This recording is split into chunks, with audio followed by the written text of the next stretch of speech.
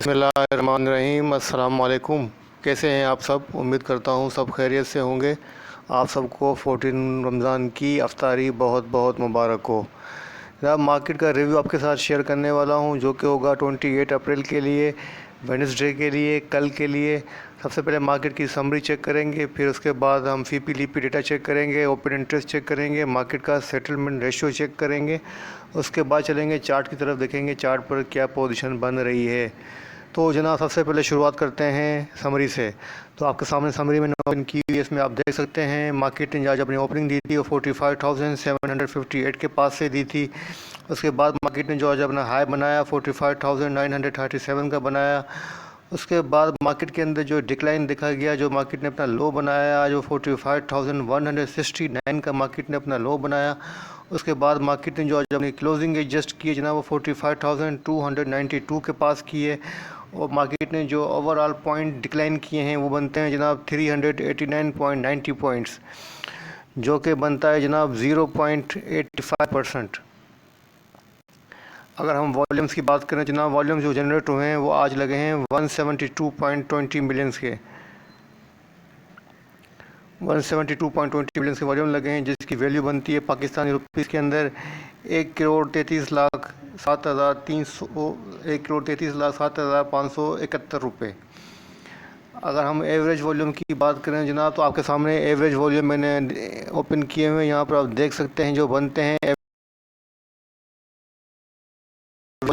उससे हाईएस्ट रहे हैं। लेकिन कल की निस्बत जो वॉल्यूम है वो वॉल्यूम के अंदर डिक्लाइन नज़र आया है क्लियर। उसके बाद अगर हम कंपनीज़ की बात करें तो जनाब आपके सामने कंपनीज़ की पोजीशन है, उसमें जो कंपनीज़ डाउन रही हैं वो 55 रही हैं, जो अप रही हैं वो 37 रही हैं, जो अनचेंज रही हैं जनाब वो 8 कंपनीज़ रही हैं। अगर हम टॉप कंट्रीब्यूटर्स की बात करें और टॉप डिक्लाइनर की बात करें, जो जो कल के पॉजिटिव थे, कल के एडवांसर थे, वो आज के टॉप डिक्लाइनर हैं, जिसमें नंबर 1 जो है जनाब वो है हमारा OGDC। सॉरी, नंबर 1 जो है वो रहा है NRL, नहीं सॉरी, जो जो नंबर 1 रहा है वो रहा है OGDC। और उसके बाद जो रहा है जनाब इसमें OGDC ने -84.51 पॉइंट मार्केट के अंदर डिक्लाइन किए हैं। उसके बाद जो रहा है सेकंड नंबर पर डिक्लाइनर में VPL रहा है, जिसने -69.69 पॉइंट्स डिक्लाइन किए हैं। उसके बाद जो थर्ड नंबर रहा है वो एंग्रो का रहा है, जिसने -54.85 डिक्लाइन किए हैं। उसके बाद जो नंबर रहा है वो रहा है जनाब POL का, पाकिस्तान ऑयल फील्ड का, जिसने -52.58 पॉइंट डिक्लाइन किए हैं। इसीलिए मैं कहता हूं कि आप रोज़ की फ्लक्चुएशन के ऊपर जो है ध्यान मत दिया करें। अगर आप रोज़ की देखेंगे फ्लक्चुएशन को कि मार्केट कौन सा शेयर ऊपर गया, कौन सा शेयर नीचे गया, तो कभी भी अपना रिव्यू क्लियर नहीं कर पाएंगे। जितना आप मार्केट के ऊपर अपना व्यू लॉन्ग रखेंगे उतना ही आपका फ़ायदा होगा। यहाँ पर आज आपके पास बड़ी मिसाल है। फॉर एग्ज़ाम्पल आपके सामने है, बड़ी एग्जाम्पल आपके सामने है, जो कल के एडवांसर थे वो आज आपके सामने डिक्लाइनर हैं। जो कल लोग सवाल कर रहे थे कि कल क्या हुआ, क्या न्यूज़ है, कौन सी Pakistan sorry oil and gas के अंदर कौन सी इसी न्यूज़ आई है जिसकी वजह से OGDC ऊपर गया, तो आज उनके सामने मार्केट का हाल है, उनके सामने आज मार्केट की बड़ी मिसाल है कि जो कल एडवांसर थे आज वही डिक्लाइनर हैं। तो इसीलिए मार्केट जो मूव करती है वो अपने मूवर से मूव करती है, अपने ड्राइवर से मूव करती है। हमारे इंडिविजुअल से, कॉमन मैन से मार्केट कभी भी मूव नहीं करती है। मार्केट हमेशा अपने प्लेयर से मूव करती है। ठीक है जनाब, ये थी मार्केट की ओवरऑल समरी। उसके बाद चलते हैं हम फीपी लीपी डेटा देख लेते हैं कि फीपी लीपी डेटा की क्या पोजीशन है।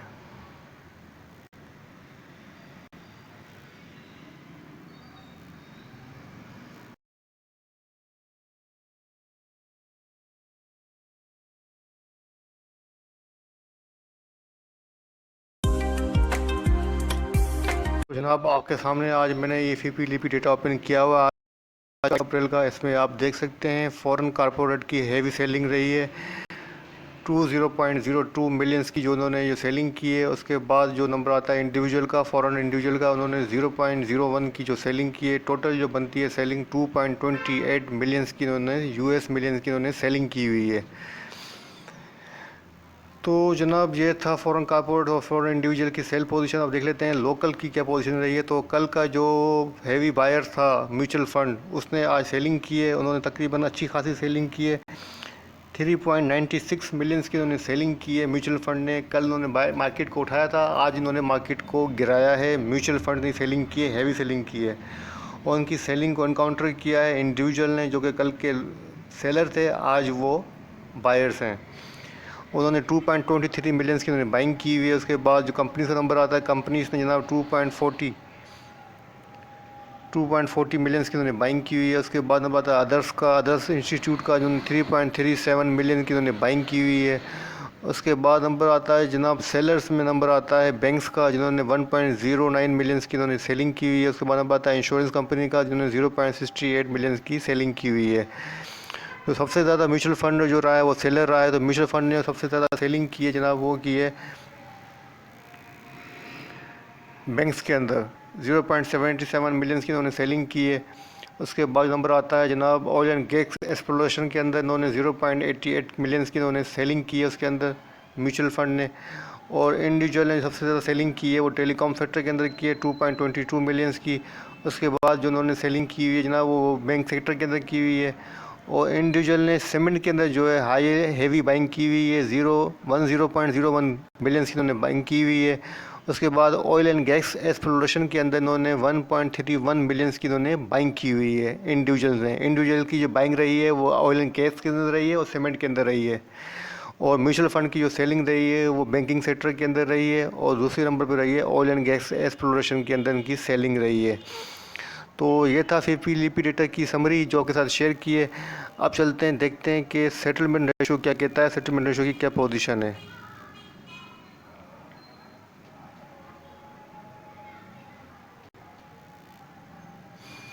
तो जनाब आपके सामने सेटलमेंट रेशियो मैंने ओपन किया हुआ है। मार्केट का जो ओवरऑल सेटलमेंट रेशियो है वो 50% है। एवरेज रेशियो है, कोई हाई हेवी हो, कोई not bad not good, average ratio है। तो उसमें जो नंबर 1 जो रहा है टॉप पर एवरेज रेशियो रहा है वो जनाब वो रहा है तकरीबन किसका, पीपीएल का, पाकिस्तान पेट्रोलियम का रहा है 69% रहा है। उसके बाद रहा है ओजीडीसी का 66%, अच्छा रेशियो रहा है। और उसके बाद जो रहा है जनाब वो टेली का रहा है। और उसके बाद जो रहा है लकी सीमेंट का रहा है 55%। बाकी जो टीआईजी का सबसे लो रहा है 29%, यूनिटी का भी लो रहा है 46%, एनआरएल का लो रहा है 39%, नेट सोल का जो है वो एवरेज रहा है 45%। तो ये था सेटलमेंट रेशियो की पोजीशन। अब देख लेते हैं ओपन इंटरेस्ट क्या कहता है। तो जनाब ओपन इंटरेस्ट के मुताबिक रोल ओवर वीक है और आपके सामने मई का जो कॉन्ट्रैक्ट है, फ्यूचर का कॉन्ट्रैक्ट, वो स्टार्ट हो चुका है। तो यहाँ पर आप देख सकते हैं कि फ्यूचर के कॉन्ट्रैक्ट के अंदर मई के अंदर जो है वो पोजीशन बेहतर हो रही है।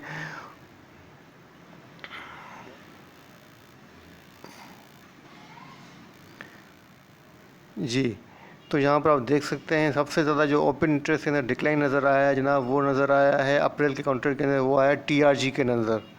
टीआरजी का है 28.3% जो है वो चेंज नज़र आया है। वीक बेसिस के ऊपर 29.3% जो डिक्लाइन नज़र आया है।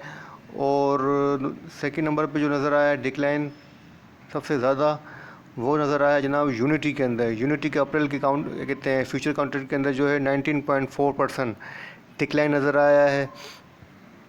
और उसके बाद जो नंबर नज़र आता है जनाब डिक्लाइनर के अंदर वो नज़र आता है जनाब, वो आता है एएनएल का। एएनएल के अंदर जो है 12.2% डिक्लाइन नज़र आया है ओपन इंटरेस्ट के अंदर। ओपन इंटरेस्ट में कमी नज़र आई है, ठीक है।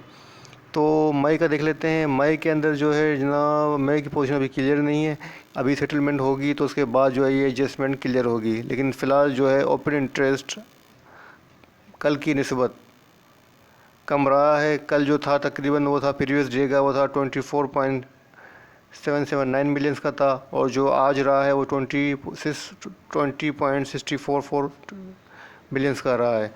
तो जिस इस बात से शो हो रहा है कि ओपन इंटरेस्ट के अंदर भी डिक्लाइन नज़र आया है और इंडेक्स के रेशियो के अंदर भी जो है डिक्लाइन नज़र आया है। तो इस बात को इंडिकेट कर रहा है कि ट्रेंड जो है अभी तक वीक है, ना कि बेरिश ट्रेंड है ना कि बुलिश ट्रेंड है, लेकिन ट्रेंड जो जैसा भी है, जो भी ट्रेंड पोजीशन है वो वीक पोजीशन है, ठीक है जनाब। तो मेरे हिसाब से अभी वोलेटिलिटी रहेगी, मार्केट के अंदर फ्लक्चुएशन रहेगी और मार्केट के अंदर उतार चढ़ाव आते रहेंगे इस वीक के अंदर। और मार्केट को पोजीशन जो है अपनी सेटल करने में, एडजस्ट करने में नेक्स्ट वीक तक लग जाएगा। तो जनाब चलते हैं चार्ट की तरफ, देखते हैं चार्ट पर क्या पोजीशन बन रही है।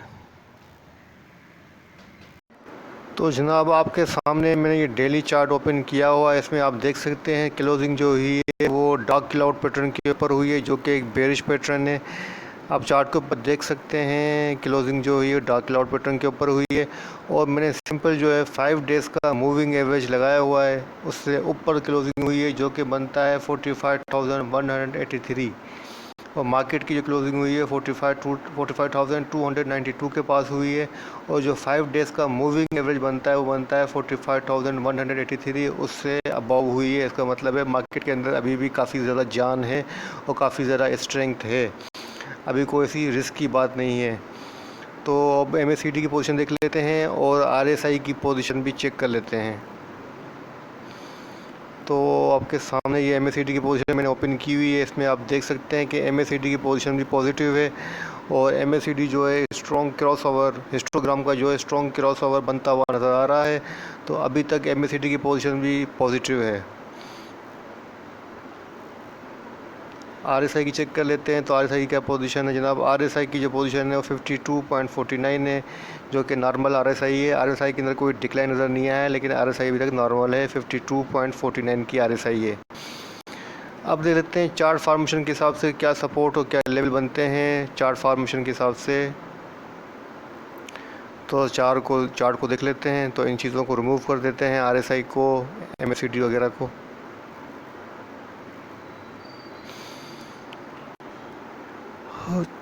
अच्छा जनाब, चार्ट को थोड़ा जूम आउट कर लूँ ताकि पोजीशन क्लियर हो जाए। वॉल्यूम्स को भी रिमूव कर देते हैं चार्ट से।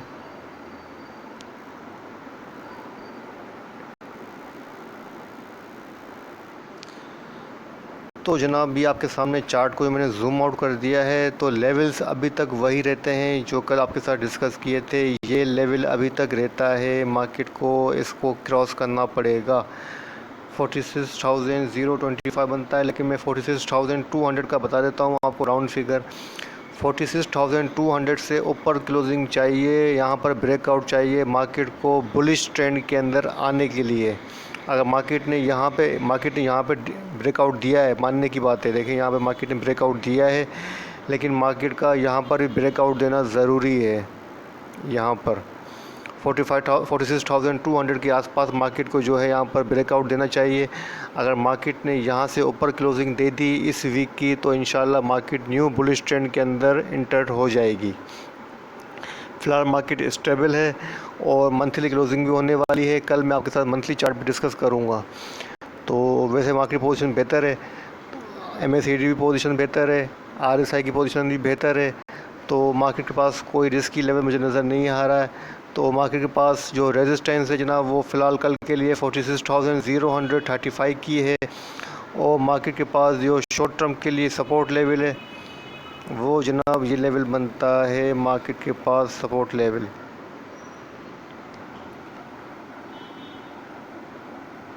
45,000 का। 45,000 की मार्केट के पास सपोर्ट है, और मार्केट के पास जो रेजिस्टेंस बनती है जनाब कल के लिए, सबसे पहले जो बनेगी 45,700 से 800 की बनेगी। उसके बाद जो सेकंड रेजिस्टेंस होगी वो 46,000 प्लस होगी।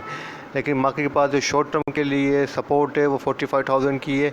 मार्केट जनाब 44,900 तक कल के लिए, शॉर्ट टर्म के लिए बता रहा हूँ, इस वीक के लिए, इस वीक का समझ लें कि 44,900 तक सेफ़ है। अगर मार्केट ने किसी भी सेशन की या किसी डे की भी क्लोजिंग जो है 44,900 से बिलो दी, तो फिर मैं आपको कहूँगा कि मार्केट के अंदर थोड़ा सा रिस्क बढ़ गया है। लेकिन जब तक मार्केट जो है अपनी किसी भी डे की क्लोजिंग, सेशन की क्लोजिंग 44,900, ये लिख लें, मैं आपको बता देता हूँ, 44,900 से ऊपर क्लोजिंग देगी तो मार्केट जो है पॉजिटिव रहेगी, और मार्केट जो है इंशाल्लाह जो है पॉजिटिव रहेगी। तो मेरी मार्केट के बारे में ये स्ट्रेटजी है, आपके साथ शेयर करूंगा कि आपको मार्केट के अंदर डिप के ऊपर बाई करना चाहिए। आवरली बेस के ऊपर चलते रहें। आवरली बेस पे कल देखिएगा कि मार्केट जो है आवरली बेस पे कैसा परफॉर्म करती है, वो कोशिश कीजिएगा कि 45,000 के आसपास बाइंग कीजिएगा, और 45,700 से 800 के अंदर जो है एग्ज़िट लेने की कोशिश कीजिएगा, जब तक मार्केट जो है 46,200 को क्रॉस करके सस्टेन नहीं करती है। स्ट्रेटजी सेम है जो आपके साथ वीक डिस्कस की थी, तो यही स्ट्रेटजी कंटिन्यू रहेगी। यही था छोटा सा रिव्यू जो आपके साथ शेयर किया है, वीडियो पसंद आए तो लाइक कीजिएगा, दोस्तों के साथ शेयर कीजिएगा, मुझे अपनी दुआओं में याद रखिएगा। अल्लाह हाफ़िज़।